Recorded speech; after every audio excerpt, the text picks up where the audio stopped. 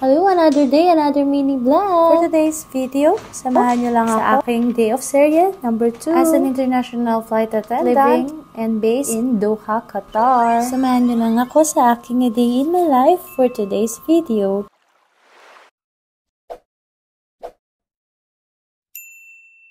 Galing nga pala tayo sa 15 hours flight. Yung flight natin is galing US, kaya medyo mahaba-haba. Pagdating ko nga pala is naligo na muna ako at saka ako nag-prepare ng food ko. Facts about cabin crew. Alam niyo bang kailangan namin maligo ng warm water after the flight? Sinabi lang to sa akin ng isang piloto. Kapag more than 6 hours daw yung flight is mas malakas yung radiation na nakukuha ng mga flight attendant. What more pa kaya kung 15 hours or more? Kaya kahit minsan pagod ako, ay pinipili ko na lang maligo. Ang tawag daw sa radiation na yun is cosmic ionizing radiation. Ito daw yung radiation na small amount lang na nare-reach yung Earth. Ito sa flight altitude at nakakakuha ang passenger at crew members dahil nga exposed ito sa higher levels of cosmic radiation. At sabi sa nabasa ko is nakakakuha daw to ng ionizing radiation is also known daw as reproductive problems. Ayon ito sa WHO at International Agency for Research on Cancer, ang mga health issues like miscarriage and birth defects. Kapag lagi ka daw na-expose dito, magkakaroon ka nga ng cause ng health problem.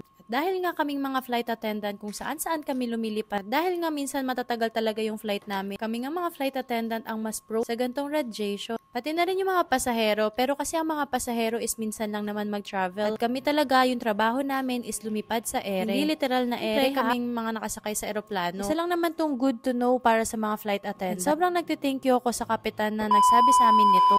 Kaya pala, mahirap din kaming magbuntis dahil nga exposed kami sa cosmic ionizing radiation. And syempre, shift work, long working hours, or physical job.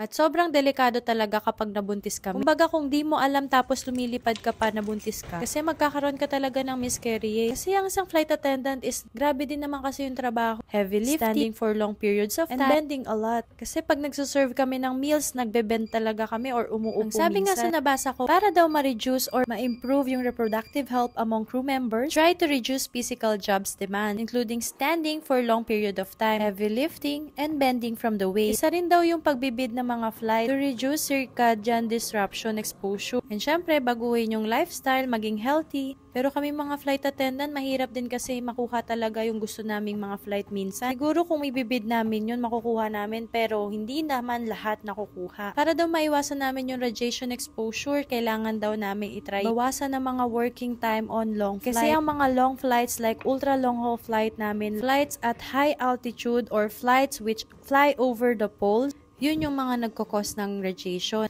Kaya kahit minsan yung ibang crew member gusto nang magkaanak pero hindi magkaanak, minsan pala ito talaga yung affected na part ng aming job.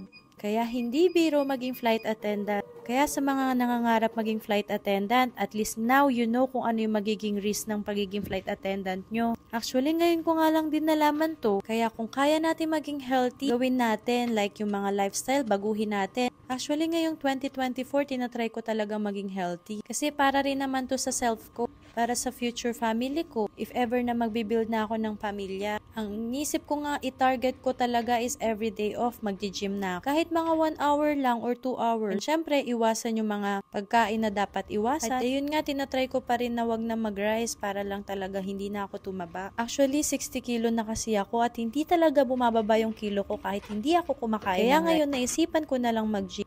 Actually, effective sa akin kapag ka tumatalo yung jumping jacks, yun yung ginagamit ko. Dati, kapag ka na gusto ko magpapayat. Dati kasi, sa previous work ko guys, which is yung previous airline ko, is kailangan namin mag-maintain ng weight. Kumbaga, nakatugma lang siya sa BMI namin, height and weight. Kapag sumobra kami doon, kailangan namin ibalik yun. Kailangan talaga maintain. Naalala ko, yung weight ko lang doon is 55 kilo. Kapag nag-56 kilo ko, kailangan ko nang magpapayat. Pero dito, wala talaga silang weight limit. Yung uniform ang mag-a-adjust sa'yo.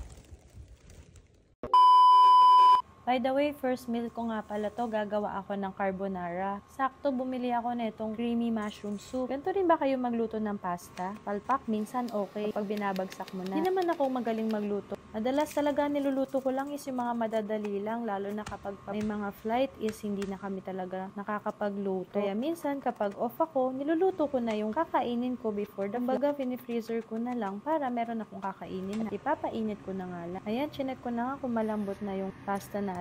And okay na, dinrain ko na.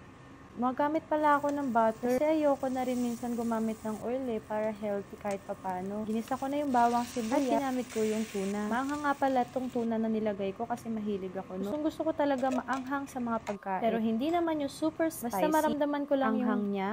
Okay na ako doon. Wala lang, trip ko lang. Ayan, tapos na tayo. Gutom na gutom na ako. Ito nga pala yung first meal ko of the day. Nag-energan lang ako nung umaga. Bali, hindi ko na pala nasabi. Second day off ko na to. Grabe, iba yung lasa. Kapag Campbell's yung nilagay mo, naman ko na rin pala ng tinapa para mabusog talaga ako. Ewan ko ba, after ko mag-gym, gutom na gutom din naman ako.